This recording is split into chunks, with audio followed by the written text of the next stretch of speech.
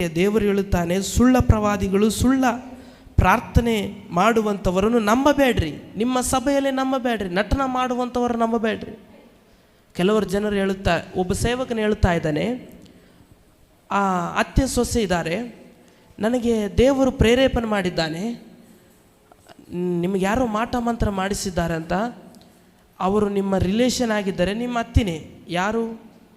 ಅವರು ಗಂಡನ ತಂಗಿ, ಅಂದರೆ ಅತ್ತೆ ಆತಾರಲ್ಲ, ಅತ್ತೆಯವರೇ ಮಾಡಿಸಿದ್ದಾರ ಎಂಬುದಾಗಿ ಅವರವರಿಗೆ ಜಗಳ. ಅವರು ಮುಂದೆ ಹೋಗುವಾಗ ಅವ್ರು ನೋಡಿ, ನೀನು ಮಾಟ ಮಂತ್ರ ಮಾಡಿಸಿದ್ಯಲ್ಲ ನನ್ನ ಮೇಲೆ, ನೀನು ಮಾತನಾಡಬೇಡ. ಇಂಥ ಸುಳ್ಳು ಪ್ರವಾದಿಗಳು ಬರುತ್ತಾರೆ. ನನಗೆ ದೇವರು ಹೇಳಿದ್ದಾನೆ, ನನಗೆ ಯೇಸು ಸ್ವಾಮಿ ಹೇಳಿದ್ದಾನೆ, ನನಗೆ ಅವರು ಹೇಳಿದ್ದಾರೆ, ಇವರು ಹೇಳಿದ್ದಾರೆ ಅಂತ ಸುಳ್ಳ ಪ್ರವಾದಿಗಳು ಬರುತ್ತಾರೆ. ಅದಕ್ಕೆ ಆ ಸುಳ್ಳ ಪ್ರವಾದಿಗಳನ್ನು ನಂಬಬೇಡ್ರಿ.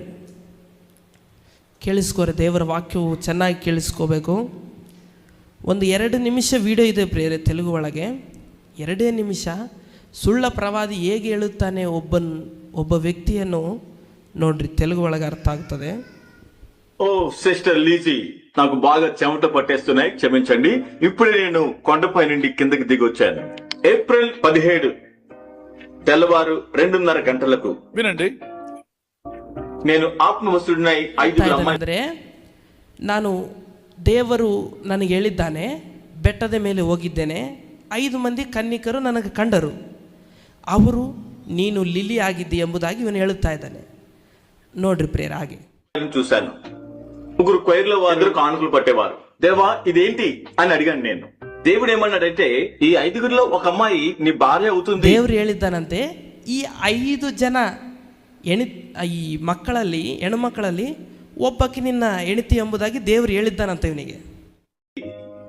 నేనన్నాను, దేవా మరి ఇప్పుడు నేను ఏం చెయ్యాలి? దేవుడు అన్నారు, కుమారుడా నువ్వు కొండపైకి వెళ్ళి 14 రోజులు ప్రార్థించు. ನೋಡ್ರಿ, ಅಕ್ಕಿ ಬೇಕಂತಂದು ದೇವರು 14 ದಿವಸ ಉಪವಾಸ ಪ್ರಾರ್ಥನೆ ಮಾಡಂತ. ಇನ್ನು ಹೆಣ್ಮಗಳು ಬೇಕಂತಂದ್ರೆ 14 ದಿನ ಉಪವಾಸ ಪ್ರಾರ್ಥನೆ ಮಾಡು ಅಂತ ಅಂದಿದ್ದಾರಂತ ದೇವರು. సిస్టర్ లీజీ, మీరు నమ్మరు కానీ వెంటనే నా వస్తువులు సర్దుకొని నేను కొండపైకి వెళ్ళిపోయాను. నేను ఉపవాసం ఉండి ప్రార్థిస్తూ, ప్రభువా నాకు భార్యగా ఉండబోయే అమ్మాయిని నాకు చూపించుము అని అడిగినప్పుడు 14వ రోజున, ఇదిగో నీకు భార్యగా ఉండబోయే అమ్మాయిని నేను చూపించబోతున్నాను అని ఒక ఉరుము వంటి దేవుడి స్వరాన్ని నేను విన్నాను. ఎలాంటి స్వరం అంట? నేను చూస్తూ ఉండగా నీవు పెండ్లి గౌను వేసుకొని ನೋಡ್ರಿ, ಈಕಿ ವೈಟ್ ಕಲರ್ ಗೌನ್ ಹಾಕೊಂಡು ಪರಲೋಕದಿಂದ ಇಳಿದು ಬರುವಂತ ಒಂದು ಕಂಡಿದ್ದಾನಂತ. ಇವನು ಎಷ್ಟು ಸುಳ್ಳು ಹೇಳುತ್ತಾ ಇದ್ದಾನೆ. లోకంలోని కిందకి దిగి రావడం నేను చూశాను. నేను దేవుడిని అడిగాను, ఇది ఏంటి ప్రభువా అంటే, ఆమె నీ భార్య అని దేవుడు చెప్పారు. దేవా, నాకు సిస్టర్ లీజీ గత కొంతకాలంగా నాకు తెలుసు. దేవుడు అన్నారు, వెళ్ళు ఆమెతో చెప్పు, నేను ఆమెను నీకు భార్యగా చేయబోతున్నానని నేను చెప్పానని ఆమెతో చెప్పు అని చెప్పారు. అందుకే కొండ దిగి పరిగెత్తుకుంటూ వచ్చి, నీవే నా భార్యవని దేవుడు చెప్పారని నీకు చెప్పడానికి వచ్చాను. కాదు, వీడికి చెప్పాడట. కాదు అంటున్నాను కదా. దేవుడు అవును అంటే ఎవరు కాదని. నేనేನು ಹೇಳ್ತಾ ಇದ್ದೇನೆ ಅಂದರೆ, ನಾನು ಬೆಟ್ಟ ಇಳಿದು 14 ದಿನ ಉಪವಾಸ ಪ್ರಾರ್ಥನೆ ಮಾಡಿ 14 ದಿನ ಉಪವಾಸ ಪ್ರಾರ್ಥನೆ ಮಾಡಿ ತೆಳಗಡೆ ಇಳಿದು ಬಂದು ನಿನ್ನ ಹತ್ರ ಬಂದಿದ್ದೇನೆ ಲಿಲ್ಲಿ, ನೀನೇ ನನ್ನ ಹೆಂಡತಿ ಎಂಬುದಾಗಿ ಹೇಳ್ತಾ ಇದ್ದ ದೊಡ್ಡ ಪ್ರವಾದಿ ಇವನು. ನೋಡ್ರಿ, నిజమే, ఎవరు కాదు అని అనలేరు. సిస్టర్ లీజీ, మీరెందుకు ఏడుస్తున్నారు? నా గురించి మీకు చెప్పాలి. ఓ సిస్టర్ లీజీ, మీ గురించి దేవునికి తెలుసు. ఇంకా తెలుసుకోవడానికి నేను ఎవరిని చెప్పండి? నాకు 10 ఏళ్ల వయసులోనే నా తల్లిదండ్రులు పోయారు. అయ్యో, అంతేనా? నేను ఇంకా నిన్ను ప్రేమిస్తున్నానండి. అని గర్భవతిని అయ్యాను. 18 అబార్షన్లు కూడా జరిగాయి. అయినప్పటికీ మీరు నన్ను వివాహం చేసుకుంటానన్నారు కాబట్టి నేను సిద్ధమే. నాకు ఏమాత్రం అభ్యంతరం లేదు. ಅಲ್ಲಿಂದ ಪರಾರೆ ಆಗಿಬಿಡ್ತಾನೆ ಅವನು. ಆಕೆ 11 ವರ್ಷನಲ್ಲೇ ಗರ್ಭಿಣಿ ಆಗಿದ್ದಾಳಂತ, 17 ಅಬಾರ್ಷನ್ ಆಗ್ಯಾವಂತ. ಆಕೆಗೆ ಈಗ ಮದುವೆ ಮಾಡ್ಕೊತಂದ್ರೆ ಅವನು 1 ಸೆಕೆಂಡ್ ಇದ್ರು ನೋಡ್ರಿ, 1 ಸೆಕೆಂಡಲ್ಲಿ ಪರಾರಾಗ್ಬಿಡ್ತಾನೆ. ಸುಳ್ಳ ಪ್ರವಾದಿಗಳು, ಸುಳ್ಳ ಪ್ರಾರ್ಥನೆ ಮಾಡುವವರು, ಸುಳ್ಳ ಪ್ರವಾದಿಗಳು. ಮಾಡ್ಕೋಬೇಕಲ್ಲ ಅವನಿಗೆ. ಆಕೆಗೆ 2 ಕಿಡ್ನಿ ಇಲ್ಲ, ಹೋಗಿಬಿಟ್ಟವ. ಅವ್ರ ಮಮ್ಮಿಗೆ ಹೇಳಿದ್ರೆ ದೇವರು ನನಗೆ ಬಂದು ಹೇಳ್ಬೇಕಲ್ಲಪ್ಪ, ಅವಾಗ ಕೊಡ್ತೀನಿ ಎಂಬುದಾಗಿ ಮಾತನಾಡಿದಾರಂತ. ಹಾಗೆ ಸುಳ್ಳು ಪ್ರವಾದಿಗಳು ನಿಮ್ಮ ಮಧ್ಯದಲ್ಲಿ ಬರುತ್ತಾರೆ. ಓದಮ್ಮ, ಯೆರೆಮೀಯ ಬರೆದ ಸುವಾರ್ತೆ 14ನೇ ಅಧ್ಯಾಯ 17ನೇ ವಚನ. 14. Jeremiah chapter 14 verse 14. ದೇವರು ಏನು ಹೇಳ್ತಾನೆ ನೋಡ್ರಿ ಪ್ರೇರೆಯಲ್ಲಿ. ಆಗ ಯೆಹೋವನು ನನಗೆ ಹೀಗೆ ನುಡಿದನು, ಪ್ರವಾದಿಗಳು ನನ್ನ ಹೆಸರಿನಿಂದ ಸುಳ್ಳಾಗಿ ಪ್ರವಾದಿಸುತ್ತಾ ನಾನು ಅವರನ್ನು ಕಳಿಸಲಿಲ್ಲ. ಇಲ್ಲಿ ಹೇಳುತ್ತಾ ಇದ್ದಾನೆ ಪ್ರಿಯರೇ, ದೇವರ ವಾಕ್ಯದಲ್ಲಿ ಇದು. ನಾನು ಸುಳ್ಳ ಪ್ರವಾದಿಗಳನ್ನು ಕಳಿಸಲಿಲ್ಲ, ಅವರಿಗೆ ಅಪ್ಪಣೆ ಕೊಡಲಿಲ್ಲ, ಏನೂ ಹೇಳಲಿಲ್ಲ ಅವರಿಗೆ.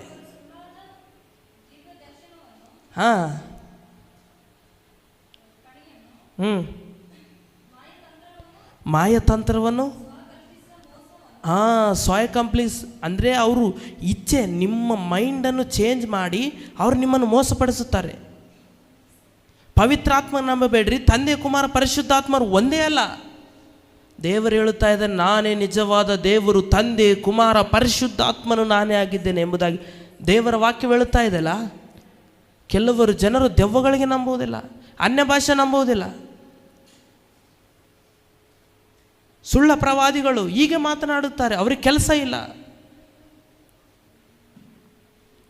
ದೇವರ ಪ್ರಾರ್ಥನೆ ಇಲ್ಲ, ವಾಕ್ಯವಿಲ್ಲ, ಅವ್ರ ಹತ್ರ ಏನೂ ಇಲ್ಲ. ಓನ್ಲಿ ದೇವರ ವಾಕ್ಯವನ್ನು ಹಿಡಿಯುತ್ತಾರೆ, ನಮ್ಮನ್ನು ಮಂಕು ಮಾಡಿಸುವುದಕ್ಕೂ ಬರುತ್ತಾರೆ ಅವರು ನಮ್ಮ ಮಧ್ಯದಲ್ಲಿ. ಅದಕ್ಕೆ ದೇವರು ಬಹು ಜಾಗ್ರತೆ ಆಗಿರ್ರಿ. ಕೆಲವರು ನಿನ್ನ ಮಗಳು ದೇವರು ನನಗೆ ತೋರಿಸಿದ್ದಾನೆ ಎಂಬುದಾಗಿ ಬರುತ್ತಾರೆ, ದೇವರು ನಿನ್ನನ್ನು ನನಗೆ ತೋರಿಸಿದ್ದಾನೆ ಎಂಬುದಾಗಿ ಬರುತ್ತಾರೆ, ಮಾಟ ಮಂತ್ರ ನಿನಗೆ ಮಾಡಿಸಿದ್ದಾರೆ, ಇಷ್ಟು ರೊಕ್ಕ ಕೊಡು ಎಂಬುದಾಗಿ ಬರುತ್ತಾರೆ. ಅಂಥವರನ್ನು ನೀವು ನಂಬಬೇಡ್ರಿ. ದೇವರು ಹೇಳುತ್ತಾ ಇದ್ದಾನೆ, ಅಂಥವರನ್ನು ನಾನು ಕಳಿಸಲಿಲ್ಲ ನಿಮ್ಮ ಮಧ್ಯದಲ್ಲಿ.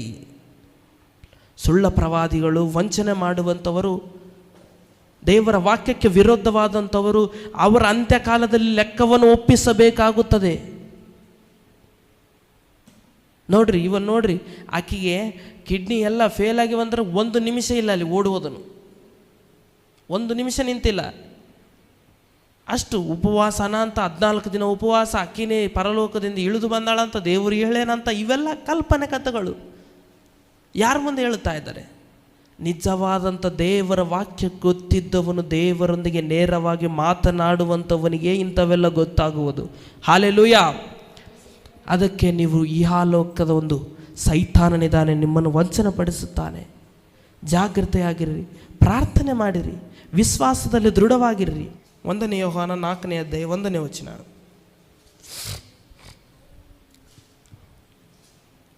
First John 4 verses 1.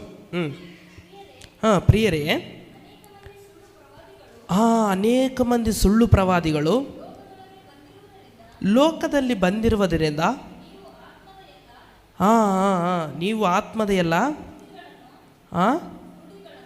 ನುಡಿಗಳನ್ನು ನಂಬದೆ ಆಯಾ ನುಡಿಗಳನ್ನು ದೇವರಿಂದ ಪ್ರೇರೇಪಿತವಾದವುಗಳ ಅಲ್ಲವೋ ಎಂದು ಅವುಗಳನ್ನು ಪರೀಕ್ಷಿಸಬೇಕು. ಇಲ್ಲಿ ದೇವರು ಹೇಳುತ್ತಾ ಇದ್ದಾನೆ, ಹೊಸ ಒಡಂಬಡಿಕೆಯಲ್ಲೇ ಕೆಲವರು ಸುಳ್ಳ ಪ್ರವಾದಿಗಳು ನಿಮ್ಮ ಮಧ್ಯದಲ್ಲಿ ಬರುತ್ತಾರೆ. ಅವರು ನಿಮ್ಮ ಬಾಯಿನಿಂದ ನುಡಿತಾರಂತ, ಇಂಥದ್ದು ಮಾಡಬಾರ್ದು, ಇಂಥದ್ದು ಮಾಡಬಾರ್ದು ಎಂಬುದಾಗಿ. ಅಂಥ ಬಾಯಿ ಬರುವಂಥ ಒಂದು ಮಾತುಗಳು ನೀವು ನಂಬಬೇಡ್ರಿ ಎಂಬುದಾಗಿ ದೇವರು ಹೇಳ್ತಾ ಇದ್ದಾನೆ. ದೇವರು ಹೇಳುತ್ತಾ ಇದ್ದಾನೆ, ದೇವರ ಮಾತಿಗೆ ನಾವು ವಿಧೇಯರಾಗಬೇಕು. ಅನ್ಯ ಭಾಷೆ ಮಾತನಾಡಬೇಡ್ರಿ, ಇದೇನಾ? ದೇವರ ಸ್ವಸ್ಥತೆಗಳು ಇದೇನಾ? ಇದಾವೆ, ಯಾಕಿಲ್ಲ?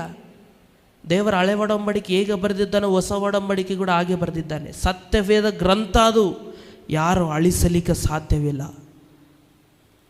ಅದು ಬರೆಯಲ್ಪಟ್ಟಿರುವಾಗ, ಒಂದು ಸತಿ ಬರೆಯುವಾಗ ಅದು ಯಾರ ಕೈಲೇ ಕೆಡಿಸಲಿಕ್ಕೆ ಆಗುವುದಿಲ್ಲ. ಕೇಳಿಸ್ಕೋಬೇಡ್ರಿ, ಬೇರೆಯವ್ರದ್ದು ಮಾತೇ ಬೇಡ ನಮಗೆ. ದೇವರಿಗೆ ಪ್ರಾರ್ಥನೆ ಮಾಡೋಣ, 24 ತಾಸಿನಲ್ಲಿ 12 ತಾಸು ಪ್ರಾರ್ಥಿಸೋಣ. ಬೇಡವಾ ಪ್ರಾರ್ಥಿಸೋದು? ಎಷ್ಟು ಪ್ರಾರ್ಥಿಸಿದರೆ ಅಷ್ಟು ಜಯ. ನಮ್ಮ ಪ್ರಾರ್ಥನೆಗೆ ಉತ್ತರ ಪಟ್ಟನಿಜ ಬರುತ್ತದೆ ಪ್ರಿಯರೇ. ದೇವರ ವಾಕ್ಯ ಓದೋಣ. ಆದಷ್ಟು 1 ವಚನ 2 ವಚನ ನಿಮಗೆ ಆದಷ್ಟು ಓದೋಣ. ನಂಬಿಗಸ್ತರಾಗಿರ್ರಿ, ವಾಕ್ಯವನ್ನು ತಿಳಿದುಕೊಳ್ಳ್ರಿ, ಇತರರ ಮಾತು ಕೇಳಬೇಡ್ರಿ. ದೇವರ ಸೇವಕರು ಸಭೆ ಮಾತು, ಸಭೆಗೆ ದೇವರ ಸೇವಕರಿಗೆ ವಿಧೇಯರಾಗಿರಿ.